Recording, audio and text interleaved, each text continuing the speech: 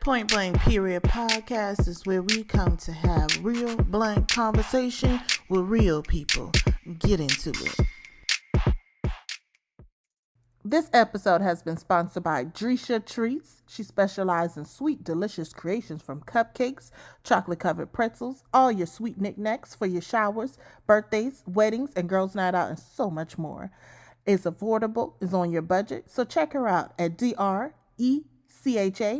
2 Treats with an S, LLC on Instagram. Check her out. You won't be disappointed. Hey family, this is your girl Keita coming through with another episode. And today we're going to be talking about childhood trauma and how it shows up into your adulthood.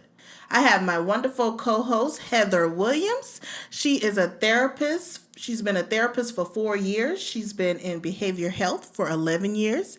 She specialized in women's issues and spiritual issues. And on top of that, she's a minister in training.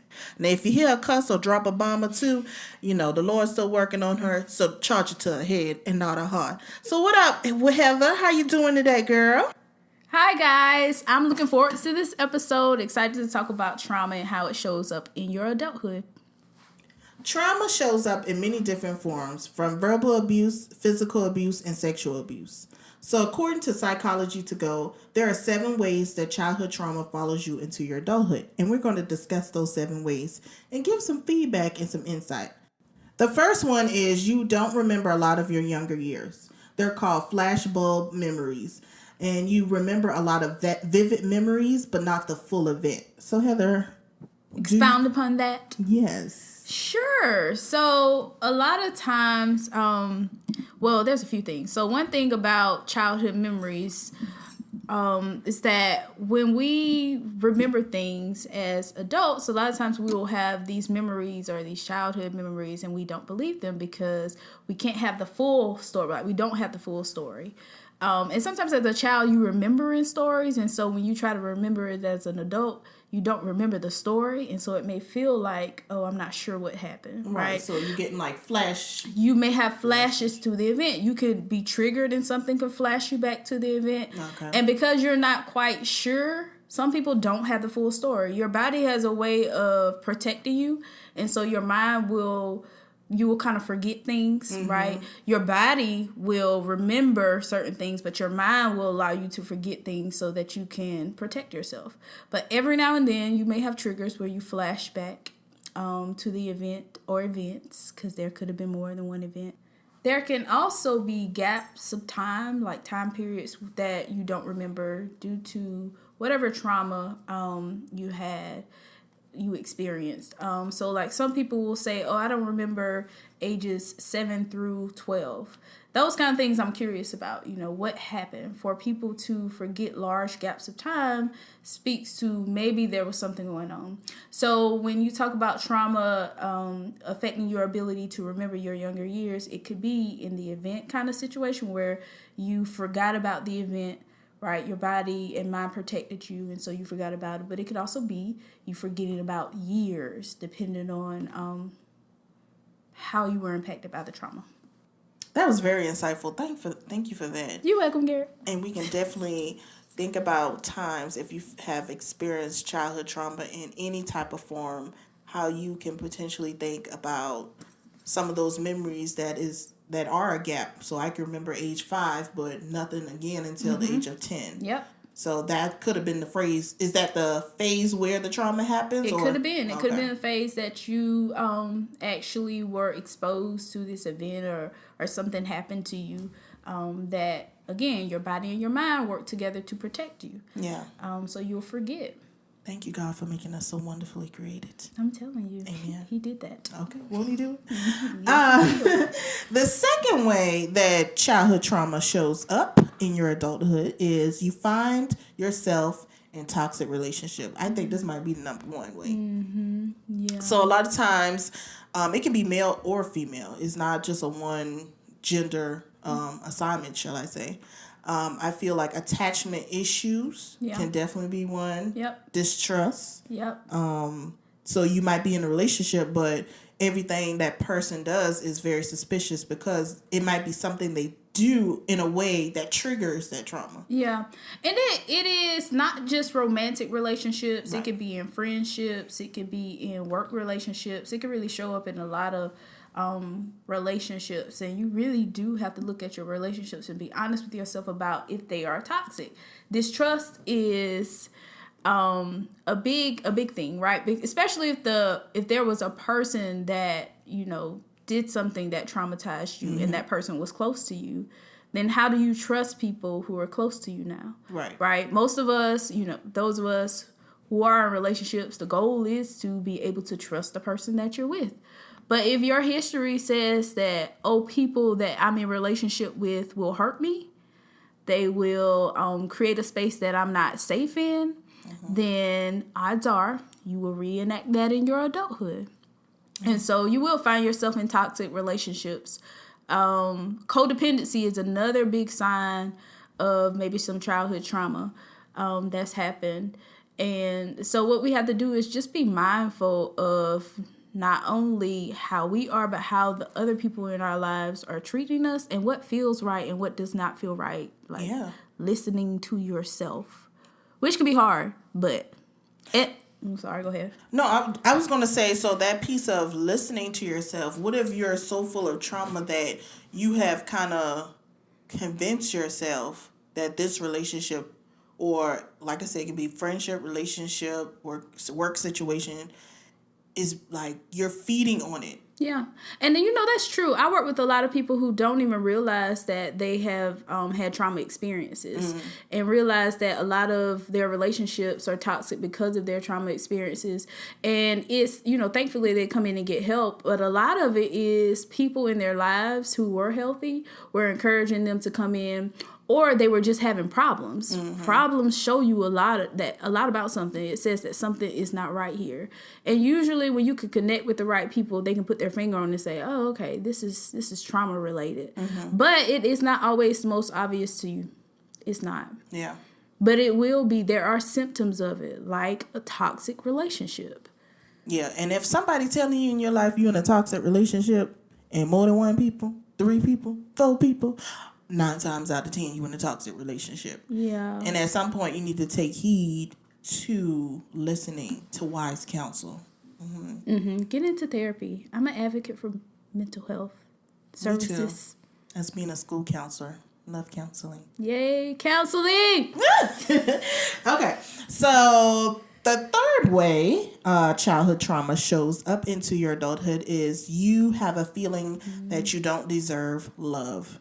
So you have a fear of rejection, afraid to be vulnerable. I think vulnerability, I hate to make it such a black and white thing, but in the black community, we've been taught we've been raised as women we saw other strong women in our lives. We don't learn how to be vulnerable. That's it. That's what she got. You don't have an example of it, and it's not all the time. Not all the but time. It is a big case. It's a common thing that we don't know how to be vulnerable. And for me in the field that I'm in, I'm always encouraging people to show your emotions, express yourself. Emotions are a good thing. And half of the time people looking at me like, yeah, girl, you crazy. But I'm okay with that. But when it comes to people feeling like you don't deserve love, rejection, and being afraid to be vulnerable, a lot of that comes from the confusion that stems from trauma. Again, going back to like if it was an event, say it was sexual abuse or something, and the person that was close, the person who did this to you was close to you, then now you are confused. You are very confused about, again, safety. You're confused about what love is, right? If a person is harming you, then that's love, but that's not love, right? Yeah. You don't deserve now what is real love. Sometimes you can't even really see it as real love. You think it is something wrong because the love that you receive from your abuser was just bad, toxic love. And so you just have this, I don't want to say twisted, but it's a very skewed view of what you deserve, right? What love is. Even rejection, because you become so sensitive to maybe no's. Yeah. Right? It's like, oh, you have rejected my whole entire being. But it's not, it's not that, but you receive it as that. Yeah. And so, trauma will cause you to feel feel and then do. Act on the extreme because, I can't have this rejection now. Let me go do something else. Yeah. Let me go get the attention from over here. Right. Not knowing that, this is, again, symptoms of trauma. Yeah, I definitely realized as I became an adult. I think I'm officially adult. Yes. Good one. That fear of rejection is one of those things. I never had a feeling that well, you know what? You're right. Fear of rejection has made me... I'm maybe in a relationship, but at the same time, I may be thinking that eventually this will end because either that person will reject me at some point in time, that person will move on at some point in time because of some childhood experience that I have of rejection, whether that be with a mother figure or a father figure or a father not, claiming me as a child. So that fear of rejection in somebody and, experiencing rejection in a relationship. So sometimes I don't say to myself, I don't deserve love, but there's a part of me that act that way because I always think of the negative outcome. Yeah, because that wasn't your experience. Right. Especially with people who are like most close to you, your mother, your father, your grandparents, those are like your primary relationships. And when you don't experience love, proper love, good love, healthy love in those kind of relationships, how do you know that you deserve it from other people who you didn't come from? Right. Like they really have no real need or attachment to you to have to love you. So then you have to believe like, I deserve this. Right. That can be hard. And then you have to think about it as you become an adult, that at some point in time, we can blame our parents, but a lot of times this is generational. Yeah. Generational, I hate to use curses, but cycles. I like that better. Generational cycles of toxicness. Yeah. Period. Yeah, and like trauma can be generational. A lot of times, what you see in your life, right? What you experience in your life has been the same thing your parents, our parent has experienced. It really is. It can be generational. And it's not until you break a cycle that you can feel free. You feel yes. Oh my God! Set me free. Freedom. Okay, I was gonna say, bad. set me free. We got a little singing portion in this episode. I'm just kidding. Okay, so cool. So the fourth way childhood trauma shows up into your adulthood is developing passive aggressiveness. Yeah. Ooh, this is a big one too. Yeah. So you learn to believe that your emotions may not be important. So either you bury or suppress them. Yep.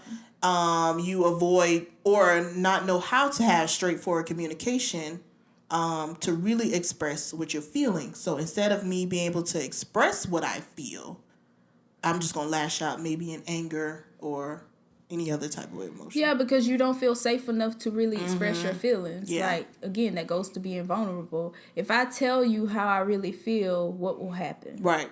Right. So, yeah, you will be passive aggressive. You will set up a situation. I like to call it hiding your hand, too. Like, you will set a situation, hide your hand like you ain't do nothing. Be like, no, I done got on. No, that was you. No, I done got on that Negro nerve all day long. But then when they got mad, then you be like, what you mad for? When all along it was something you laughed. I do it all the time. See, look at that. When all along it was really just something on you that, if you communicated properly, you could probably work through. But that's not what trauma symptoms tell you to do. Right. If I expose myself, if I tell the truth about something, people won't be able to handle it, right? Like, if I really reveal my hand, how will this be perceived? Yeah. And so it can, and again, like, especially with childhood stuff, if no one ever teaches you the correct way of doing things, right, then you carry this with you all of your life. Like, if you find yourself at 40 realizing that, I had some childhood trauma, these things affected me, then now that means that you have carried that with you through all of these relationships, and reworking that takes work. Yeah. So, I work at the juvenile system, Department of Juvenile Justice. I deal with the incarcerated youth. And this passive aggressive behavior is so prevalent in our children. And I had a situation today was a prime example a student came in, a youth came in. He hasn't been there long. He went to court, and his attorney told him when he originally got locked up, whatever. Originally, his father was supposed to pick him up. He was supposed to stay there maybe a couple of days, and his father was going to pick him up. So today, he's speaking with his attorney, and his attorney revealed to him that his father decided not to pick him up. So what he automatically did was his aggression came out. Yeah. He picked up chairs, started throwing chairs, started flipping over tables, and made a scene. Yeah. And when somebody came to his rescue, he did stop. He wasn't throwing chairs at nobody. He ain't that violent, y'all. He wasn't throwing chairs at anyone.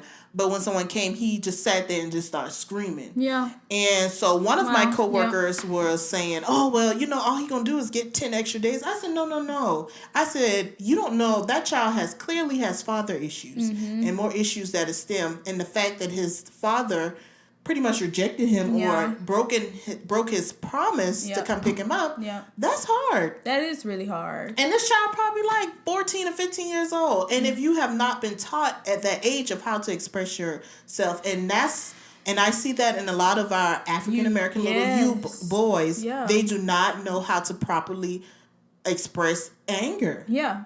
Properly express it, but then even to recognize it and acknowledge it is something. Like, he was beyond angry. Yes, absolutely. That was hurt. Yeah. That was pain. Disappointment. And it's hard for men and women. Yeah. But particularly, you talking about the young man, it's hard for them sometimes to be able to recognize those emotions. Yeah, absolutely. Like, I can say I'm angry. But for me to sit here and say I'm hurt, I'm disappointed, that takes a lot. That takes being vulnerable. And it takes you knowing the words. Yeah. If you don't see people walking around using those words every day, why would you use them? But anger is something I know. Yeah. That's what I see. So that's what I do. And so they revert to some type of, I wouldn't say violent, but some type of aggressive, like fight. Yeah. Fight. Yeah. Fight or flight. Yeah. Yeah. And most time they choose fight. Well, but it's okay. We're strong. That's why, people like me are in there to help them through. But I really had to tell my coworkers, several of them, don't do that. Yeah. Don't. I said, I know he tore up some chairs and whatnot, but that is an example of being passive aggressive. I can't really. Well, can you imagine that you have to do that in order to get the attention for somebody to pay attention to you? And that's a lot what they do too. You see what I'm saying? You can't just say, I feel this way, and people go, oh, okay, let me help you. Let me help you work through it. You have to act out. Yeah. So, that acting out says that there is more to it. So, I'm glad you did that to your coworkers. Well, this is definitely inspiration that I need to go in here and step in and maybe do a little bit more one-on-one counseling and do group counseling when it comes to group. Okay. But anyhow, also too, I'm an advocate for especially you work for a large company and work with children, but people being trauma informed trained, so you can recognize symptoms and signs of this child isn't just doing this says trauma has been present in this person's life. So absolutely. All right. The fifth way, I know. Oh, poor baby. The fifth way that childhood trauma shows up into your adulthood is a negative self-talk. Yeah. So, this is definitely one of my biggest things that I had to overcome being an adult. That negative self-talk, because like you said, if you always feel a sense of rejection from life, period, because life is hard. Okay. Life is hard. And if you feel... Somebody told me. Right. Sorry. And then there's events, I want to say negative events, but there's trials and tribulation that happen, and you don't really channel those emotions in a healthy way. You can hold that in and make it to yourself like, oh, well, I don't deserve this, or, I'm never going to be this person, or I'm never going to accomplish this because X, Y, and Z. So I feel like a lot of times I had to overcome that and still do. Yeah. I think negative before I think positively. Yeah. Yeah. A lot of people who've been traumatized deal with self-esteem issues. So when it comes to negative self-talk, right? If you have a low self-esteem, then odds are your self-talk is going to be negative. And negative self-talk is just, it's damaging to the self. It's kind of like repeating the damage that was done to you to yourself. You see what I'm saying? You really have to work to be mindful of how you talk to yourself. because it's a dangerous thing. When you start telling yourself that you're not something, or you can't do something, can't be something, judging yourself. Judgment of self is the most damaging. The world judges us. But again, trauma. How trauma affects you is trauma affects how you see the world and how you see the world seeing you. Yeah. And so if you feel very negative about yourself and you have negative self-talk, how do you think the world sees you? Yeah. So how you come up out of that? If you feel bad about yourself and you think the world sees you as bad, how you come up out of that space? Prayer. That's what the old people say. It takes more than prayer, though. It takes prayer. It takes counseling. It takes support, friends. Yeah. It takes you practicing like a different way of being. You can't expect yourself to just stop it. You have to like be intentional about reworking your words, getting up and doing, what do you call them things? Affirmations. Yeah. In the morning, affirming yourself, telling yourself what you're not, but what you are. Negative self-talk is so dangerous. Now, what if you do, you have your affirmation on your window, right? I mean, on your mirror. And you got your sticky notes. Okay. And people like me, I'll go in the mirror every day and still don't notice. But that's okay.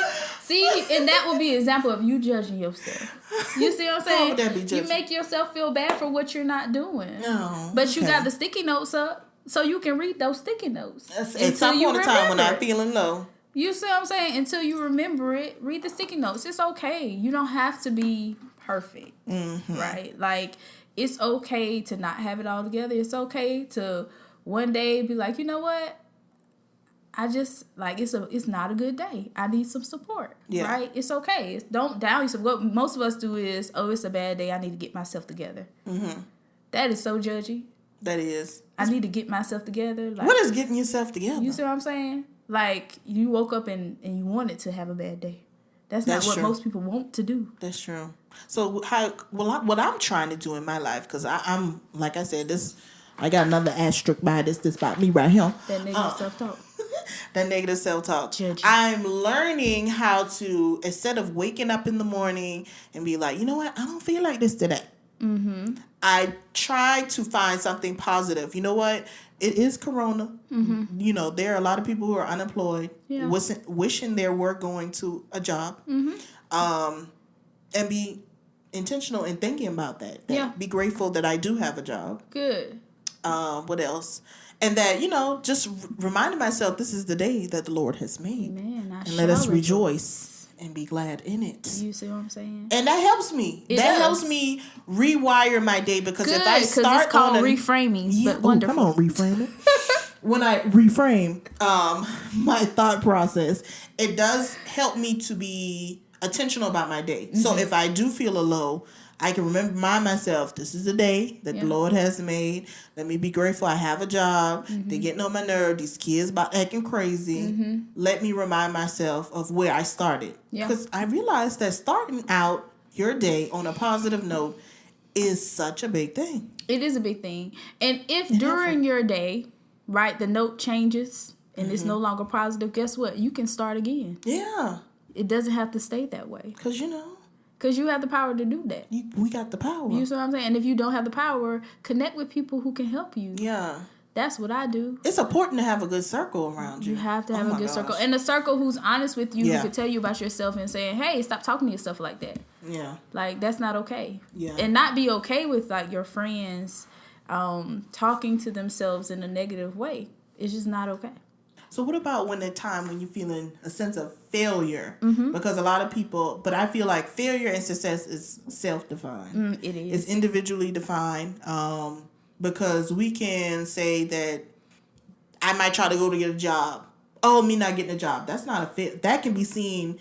Perception is everything. It's everything. That can be seen in a way of, you know what, that job might have not been for me, and flipping it that way instead of being like, dang, what did I do wrong, and beat myself up. I should have said this, I should have said that. Shoulds, coulds, woulds. Those are toxic, dangerous words that you should be mindful of in your vocabulary, because usually at the time of the event, you really did what you thought you should be doing, or you did the best that you could do.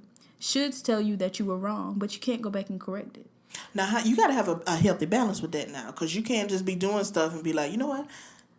You should have did. Sometimes you should have did better. I need to make improvements. Okay. But not because you can't go back and change that. Well, that's true. So moving forward, I need to make improvements. So now don't get complacent in that, though. Don't get complacent, but you shoulding yourself. If I sit here and say, I should have did this, or I would have did this, I could have did this, none of that is going to help me to feel better. Sure, can't continue back. You feel like you're digging yourself in the hole. Yeah. The next time I do this, I will do this. I like that. I'm going to do this. That's more positive. That's more positive self-talk. It's not damaging to you. Because negative self-talk is damaging to you. It tears you down. I mean, we could tear ourselves down way more than other people can. That's true. And then we be thinking about stuff that people don't even be worried about. At all. Don't be pressed. None at all. That's from a child. None at all. None at all. But I think that goes back into, toxic relationships too. That sometimes you as the person who's been traumatized can bring the toxicity to the relationship. You hear that? Speak up for the people in the back that didn't hear you. You can be the toxic person in the relationship. You can be the toxic person. And it's not saying that, you were intentionally trying to be toxic. It's just that... Check yourself. Thank you. Because check yourself. It could be, that... Yeah, you have had these experiences that has really changed how you do life, and that's okay. But you got to know that you're not, it might be you. It might not be the other person. That's true. I'm gonna tell about because I'm trying to be as vulnerable as I can. Yes. Because I'm currently in a relationship. That's intel information. A lot of people don't know that, but it's okay. And a lot of stuff that my partner say that I do. I heard it ever since my childhood. Yep. So it's triggering to you. And I bet you in the situation, right when you hear it, I bet you get defensive. Of course. And that's what he said. One of the things, you always get defensive every time I say something. So in my experience from my childhood, Mama, I'm sorry, but it's okay. She loves you. I love you, but it's okay. When my experience with my mother was a very toxic relationship. And so a lot of times when I hear negative comments about me, or I feel like there's just a way of just making me feel like I'm backed in a corner. Yep. And it can be somebody really just giving me constructive criticism. Yep. But when I hear anything negative towards me, and I feel like in my mind, I ain't doing that bad, I get super defensive. Yep. And I find every reason to combat what that person is saying instead of just taking the time and listen. Now, every time he ain't right, but taking the time to really listen, because if I repeatedly hear this from when I was a child to, you don't listen, you can be very defensive. You can be passive aggressive. Yeah. I had to sit down and be like, dang, I really feel like this my mama talking. There's some previous supervisors that I had talking, telling me the same thing. Yeah. Okay, I need to check myself. Keita, you need to check self. Well, one good thing that you did that you just said, right? Dang, this is my mama talking. Dang, this is my previous supervisors. You need to name that. Yeah. Because it's not the person in front of you who's saying you're being this, that, and the third. Like, you have to take that person for what they're saying and even their past actions towards you, right? But that ain't what you hear in the moment. You hear your mama, you hear the previous supervisors and all of that. And I really feel like I'm acting as a child in those situations. Yep. Like, my previous supervisor, we had a very toxic relationship. And I felt like I was that child defending my emotions, defending how I felt. Yeah. And if you didn't pretty much validate those feelings, the defense mechanism came up. And I became passive-aggressive. I became more aggressive than passive. I believe it. And so... whippersnapper. And so going through that, like, you have to, at some point in time, settle yourself down and really go through those process. And it's hard. I'm not gonna lie. It's definitely difficult because then it touches back on some of that other stuff that we talked about earlier. You gotta deal with that. Vulnerability, distrust, all of that. You have to be able to trust the person. You got to be able to be vulnerable with the person. You got to say, okay, I'm the toxic person in this relationship. So it does take work. It's not like one of those things that tomorrow you wake up and you be like, I'm so set free from this. See it last. No, it takes work because those things were kind of really pressed into you as a child. Yeah. Your impressionable years. Yeah, very impressionable. And years. now you're an adult, and for some people, it's like, now I can fight. Like, I couldn't hit you back then, but right now. Okay. And then you may take that anger out on, well, not may, most of the time you're taking that anger out on other people. Yep. And the wrong people. Yeah. But it's just, repression. You repress these emotions. They're going to come out. And again, sometimes you don't even know the name of these emotions. Yeah. You don't even know what you're feeling. You just know the feeling, and you know you don't like it. And a lot of times, these stuff don't show up until you get in a relationship. Until somebody can see you at your most vulnerable moments. I mean, like, see you're crazy, right? When they not, take the lashes off and the eyebrows, and and then for men, when they take off, all your accolades, and you leave that. When you one-on-one with somebody in a healthy relationship, y'all, in a healthy relationship, when you one-on-one with someone, you truly, I feel like a relationship is a mirror. Yeah, it reflects the things that you do that may affect your partner. Yep. And you should, learning to feel safe with that mirror. Yeah. Learning to feel like, okay, this reflection of me, like, if it's reflecting back something that I don't like, I got to deal with it. But this person is a safe person for me to deal with. Right. Like, they're not that person or this thing that did that to me. They are safe. And they have to be a safe person. They got to be safe. Hear that? Safety for trauma survivors is like the biggest thing. Even in my office when I'm working with the client on trauma, one of the first things before we even talk about what the trauma was, we talk about creating safety. I need you to trust me. I need you to know that this is a safe place because if you don't, we can't do the work. Yeah. You will never open up to me. Yeah. So safety is big for anybody who's dealing with trauma issues, or you think you may be. Look at your safety. Do you feel safe in the world? Do you feel safe with people? If not, Good. Okay, we got a little kind of off the beaten path, but that's okay. It was good information. Good intel. Number 6. The sixth way that childhood trauma shows up into your adulthood is you ride an emotional roller coaster. Y'all don't judge me for singing. You ride an emotional roller coaster, which impacts your emotional well-being. And signs include trouble making decision. That could be a Libra in me. I'm very indecisive. Well, it creates the indecision, the confusion. Okay. Confusion. God is not a God of like trauma confusion. creates confusion in your mind and your body. Ooh, my God. It does. It's like, what is right? I don't know. I don't have a sense of what's right. If I'm being emotionally abused by, again, a person who's close to me or a person I trust, it could be a teacher or something like that. That's not what is supposed to be right. But I'm a child. How do I understand that? Right. Like, a lot of times we forget that childhood trauma, we address childhood trauma as adults. Yeah. And we can't understand why we didn't understand certain things. But you have to remember, you process that thing as a child. Right. And, working with children, like when they try to tell a lie, they don't think about all parts of it. Not a part. So remember, like, if your trauma happened in your childhood, then you process parts of it, not the complete thing. So what you know is based off of your processing part of that. So sometimes we'll get really wrapped up. Why was I so confused? Why didn't I do that? Right. Why? It's because you processed it as a child. And that same confusion can continue on until your adulthood. My God. So you can be indecisive. Yeah. You just don't. It's like, wait, what? I don't know. This is hard. I don't know. Stop. Don't do it. Mission. And that also freak out. Impulsive behavior, random outbursts of anger. Yep.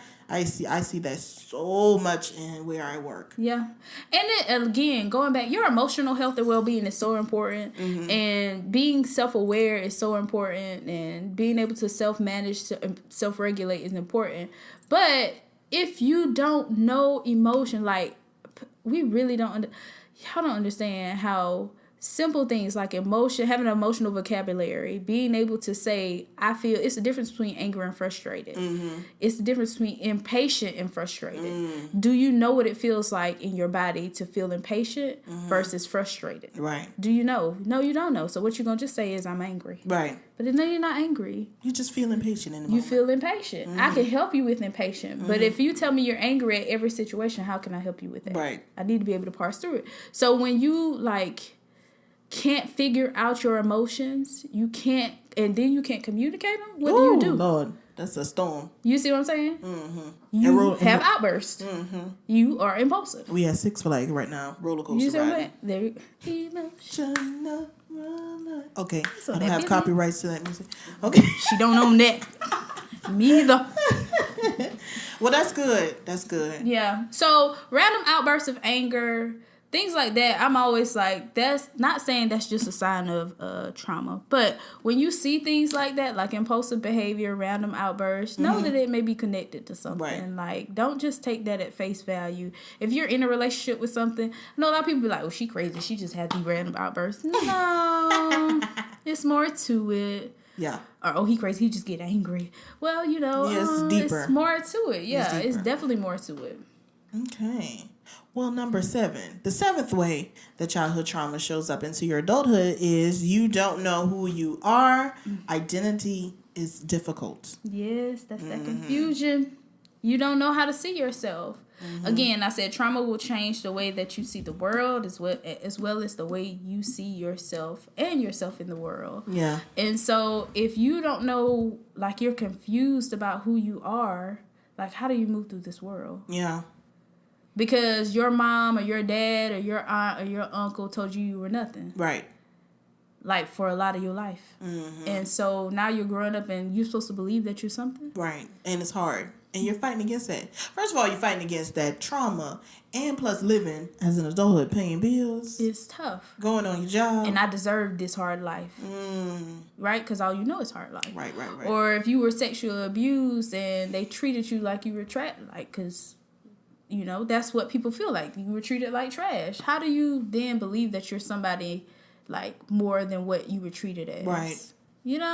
That's not how the mind necessarily works. Right. And so identity is even without trauma, identity is a big thing. Like, you got to know who you are. You got to know, like, what makes you you, and be okay with that. Trauma makes that more difficult. First of all, it's difficult anyway, but trauma makes it more difficult. Okay, putting a little sauce. You know what I'm saying? Because most people, really, they be pretending that they know themselves, and you really don't find out who you are until about 40. Yeah. And I know that because I'm almost 40. No, she not. Yeah. And then you change. People are ever evolving. We are ever evolving. So what you thought you wanted to do at 20 is not what you want to do at 30. But learning to be okay with that and comfortable with that. When you're dealing with trauma issues, sometimes it can be a struggle to like embrace that, right? Because you just got to this place where I'm accepting of who I am. Now I got to change this again. Oh God! What about perfectionism? Does that fall in trauma? Or I think that goes a lot with self-esteem things. Like, if I get this wrong, how will I be perceived, or how will I perceive myself? Right. Kind of thing. Like, if it's not perfect, then what? I don't know. It just ain't perfect. But that's true. You see what I'm saying? But that's not what we tell ourselves. Then usually, if you are a perfectionist or struggle with some of that, I struggle with myself too. It goes into that, 1, self-esteem, and then 2, the negative self-talk. Yeah. Knew I was going to get that wrong. That's me. I got a low key. It's real low Is key perfectionism. Just low key. Just a little bit. But anyhow, well, that was very good. That I enjoy those steps, and actually doing the research on that helped me with my own process and with my own life, and kind of just seeing where I fall. And even though you may be a certain age and you feel like, oh well, that happened so long ago, there are still triggers. There are triggers. The more you evolve, it's like, I thought I got rid of that trigger. Yeah, and the thing is, like, it is highly unlikely that you will move through life and not be triggered. It's highly unlikely. I don't care if it takes like a year or 2 or 3 or 4 or 40 years to come, you're gonna be triggered. Yeah. And then oftentimes what people have to realize is that you can be re-triggered just because you're a survivor of this trauma. You have grown, you made improvements. There could be things that can re-trigger you. It can come back up again. It can be really difficult. Like, you literally have to rework your mind and your body. That takes work. However old you are, I'm almost 40. And so it took me almost 40 years to get to be like this. To change this will take me almost another whole 40 years. It sure will. She don't like change.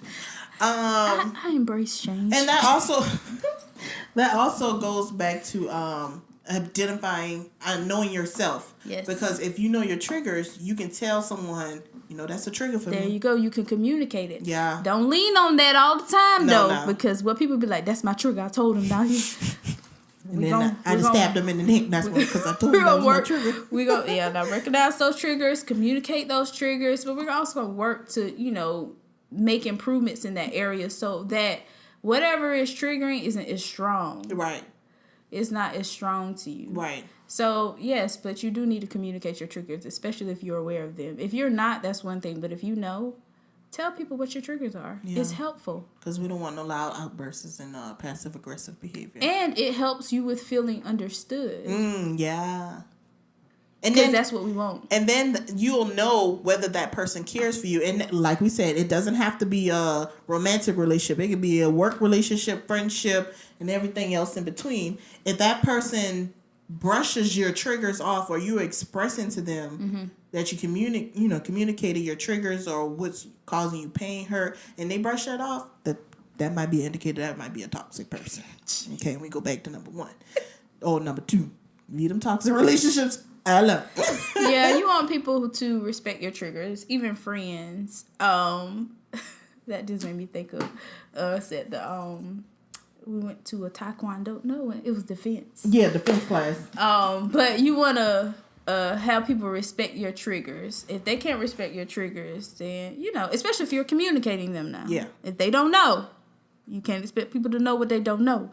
But if they know your triggers, yeah, definitely respect them. Don't just be trying to trigger me just because. Right. Because that's definitely toxic. I don't know why I keep saying toxic. It's toxic for somebody out there that's listening. Yes. You felt that in your shanana? Yes, I did. I felt it in my shanana. Put a word in her. She got a word in her belly, Jesus. Well, that is wonderful. So that was wonderful dialogue. It was. And about our childhood trauma. And it helped me to also realize myself, and also as a counselor, to do more work when it comes to childhood trauma. Yes. And helping people around me, being, I'm an advocate for students, helping people around me to know that, not excuse their behavior, but understand their behavior. Yeah. And I encourage, kid, I encourage everybody you can go online and maybe, especially if you're working with children or working with people, to become trauma informed so that you can see some of the symptoms, because some things you think is one thing is totally not. I know. It's just trauma playing out. And people being afraid to speak about that. Or not knowing how to speak. No, that's true. If you've been silenced, how do you know to just all of a sudden start to speak? Just because you get older don't mean that you should know that. Word.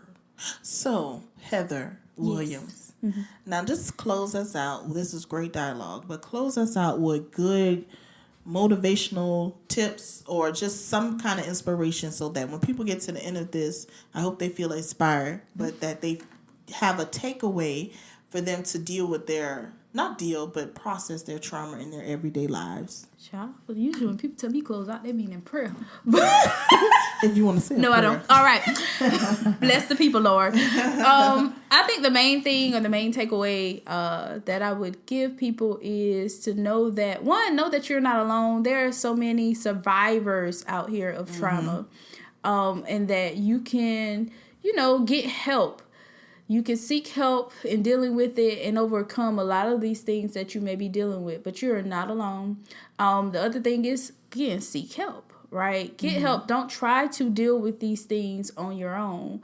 Professional help is a great thing. Counseling is a great thing. I know I'm Black. I don't know if y'all could tell. Most, My God. But my name is. But anyway, counseling in the African American community is not the most popular thing, although with certain generations it is. With the millennial population, it's a very popular thing. Yeah, because we're trying to get help. Yeah. So, encourage your friends to seek help. If you notice that your friends may be dealing with some things, encourage them. Hey, go talk to somebody. Psychology Today is a great resource for finding a counselor that's close to you. Or you could just reach out. I know here in Georgia, we have the United Way.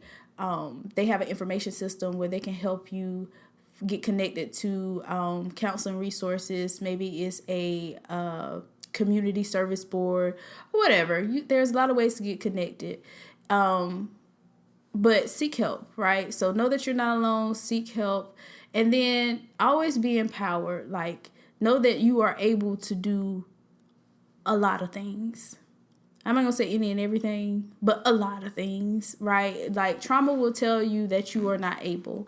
Trauma will have you feeling bad about yourself, but know that you are able. And especially with help, right? You coupled with help can be a great thing. So feel empowered. Know that you can do almost anything that you put your mind and body to, and be happy. Don't worry. Yes, be happy. Don't worry. And if you do, that's okay too. Yeah, okay. Because that's what we do sometimes. And like Tab say, and that's your business. That's your business. Shout out to Tab. Well, thank you, Heather, for coming by and kind of sharing your expertise as a therapist and as a counselor, advocate. She loves counseling. I love it. So I hope you guys, my family, take away something from this conversation. And, you know, if you need some additional help and some support and you got some questions, concerns, please feel free to reach out to me. She going to reach out to me. At Keita, Keita, the number 1, letter N _ at Instagram. And you can also go check my YouTube page out because I'll be uploading this on YouTube. Drop some comments in, send me a DM. However, because we are here to help you and to be an inspiration. So that's all I got. And thank you for listening, family. Bye. Thank you, family, for tuning in to Point Blank and the Period podcast. I would like for you to like and subscribe to my podcast and also follow me on social media, Instagram at Keita, Keita, number 1, the letter N _ only for all your latest updates. I look forward to you tuning in.